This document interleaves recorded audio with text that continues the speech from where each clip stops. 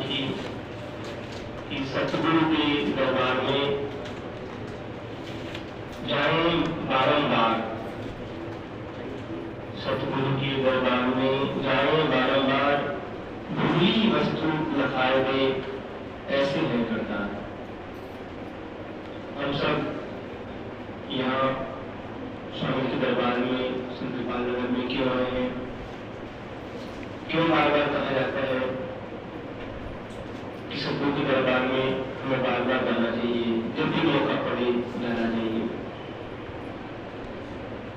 ऐसा इसलिए नहीं कि वहां जाकर हमें किसी व्यक्ति विशेष से जुड़ना है, किसी व्यक्ति विशेष की चाहे वार्ता करनी है तो वो बाने हैं।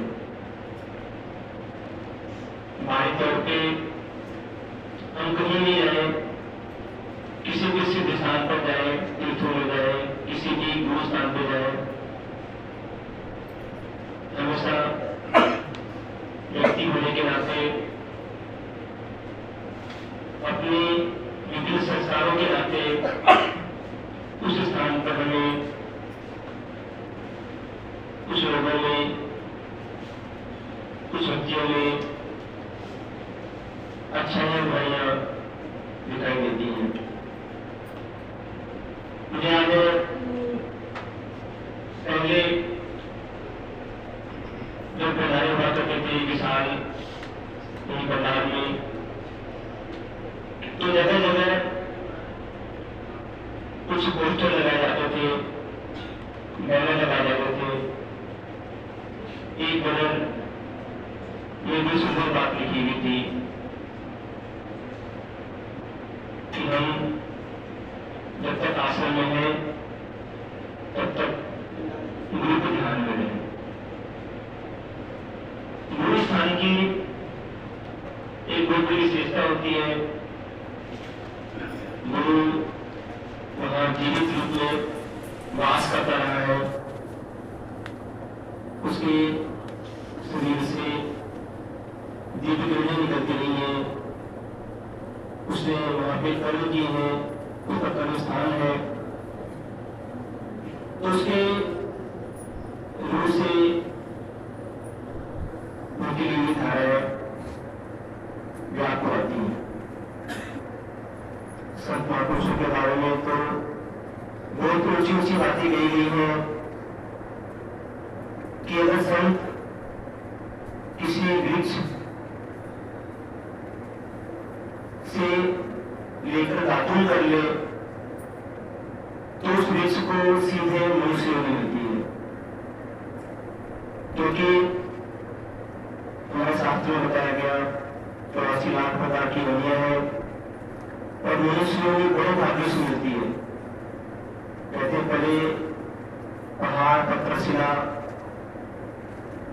इनमें भी आत्मा का वास है, परमात्मा का वास है, लेकिन चेतनता बहुत कम है, सूर्य के बराबर है, इसलिए वो जड़ है, उन्हें गति भी नहीं है। उसके बाद कहते हैं कि वृक्ष बनते हैं, पेड़ पौधे बनते हैं, जिनमें कुछ चेतनता होती है, उसमें भी कई प्रकार की योनियां हैं, कई प्रकार के प्रजातियां वृक्षों की, पेड़ पौधों की होती हैं। जब कुछ और चेतना विकसित होती है तो कीड़े मकोड़ों, फिर पशु पक्षियों आदि की योनियां बनती हैं। और जो काल चक्र है, सृष्टि का नियम है, उसके अनुसार इन सब योनियों में आने के बाद में अंततः जाकर मनुष्य की योनि मिलती है। मनुष्य योनि में चेतना सबसे ज्यादा विकसित होती है। इसके लिए कहा गया है साधन धाम मोक्ष कर द्वारा। किस योनि में आकर हम साधना कर सकते हैं और इस योनि को पाने के लिए जो इस योनि से बड़ी योनियां देवताओं की कही जाती है कि वही देव योनि है, और मनुष्य जो है वो देवताओं को पूजते हैं, चाहे भगवान विष्णु की पूजा हो या काली मां की पूजा हो, किसी और देवी देवता की पूजा हो, तो मनुष्य इसलिए पूछते हैं कि उनकी कुछ मनोकामनाएं पूरी हो जाए, उनकी चाहती पूरी हो जाए। तो इन अर्थों में उन योनियों को मनुष्य से बड़ा माना जाता है, क्योंकि अगर हम किसी से कोई चीज मांगे तो जाहिर है कि वो हमसे बड़ी क्षमता वाली या हमसे बड़ी योनि है। लेकिन रामायण में आया, गुरबाणी में भी आया कि जिस देही को सुमिरे देव सो देही पाकर हरिसेव, कि देवता भी इस योनि को पाने के लिए तरसते हैं। क्यों? क्योंकि देवताओं की योनियां भी भूल योनियां होती हैं। हम जैसे जीव अपने अच्छे कर्मों के, पुण्य कर्मों के प्रभाव से देव बन जाते हैं, और बाद में जब इन कर्मों का नाश हो जाता है, जब उन कर्मों का फल बुरा जाता है, तो उस देव योनि से गिरकर हमें दोबारा अन्य अन्य योनियों में जाना पड़ता है। एक कथा आती है भगवान बुद्ध के समय की। भगवान बुद्ध एक बार भिक्षा लेने के लिए किसी गांव जा रहे थे, तो उनके साथ उनका एक शिष्य आनंद है, वो शायर की तरह रहा करता था। दिन रात भगवान बुद्ध के साथ रहता, उनके क्रियाकलाप, उनकी गतिविधियां, उनके चाल ढाल, कैसे खाते हैं, कैसे सोते हैं, सब पर बड़े गौर से देखता, उसका बड़ा श्रद्धा भाव था। जो हमारे मन में किसी की श्रद्धा होती है तो हमारी आंखें उसके हर चीज को बड़े ही गौर से देखती हैं कि हमारा कीर्तन, हमारा सदैव कैसे चलता है, कैसे बोलता है, क्या करता है, कैसे सोता है। तो ऐसे ही भगवान बुद्ध का वो शिष्य आनंद उनके प्रति बहुत ही श्रद्धा भाव रखता था, तो वो सारे के तरफ भी साथ रहा करता था।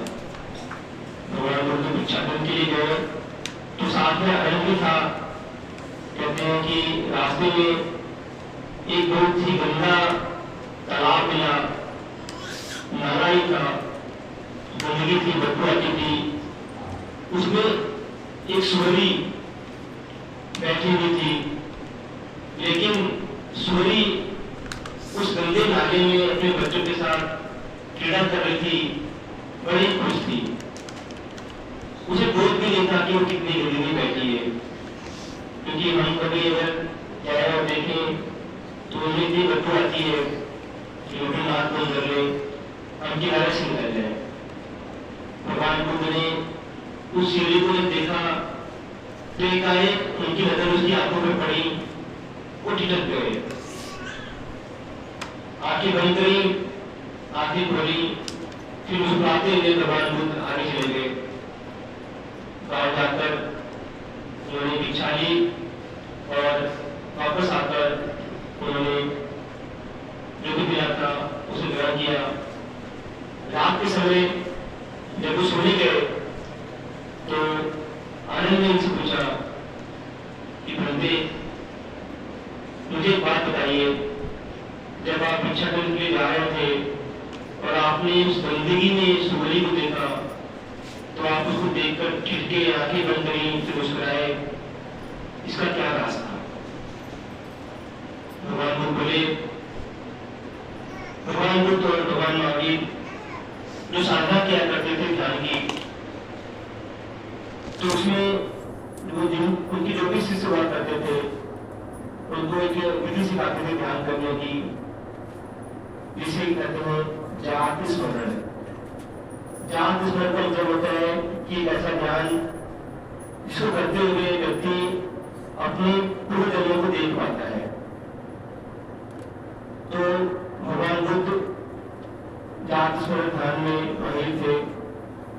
उन्होंने कहा कि जब मैंने सूर्य को देखा और आंखें बंद करी तो मुझे उसके पिछले कुछ जन्म याद आ गए, कुछ जन्म दिखाई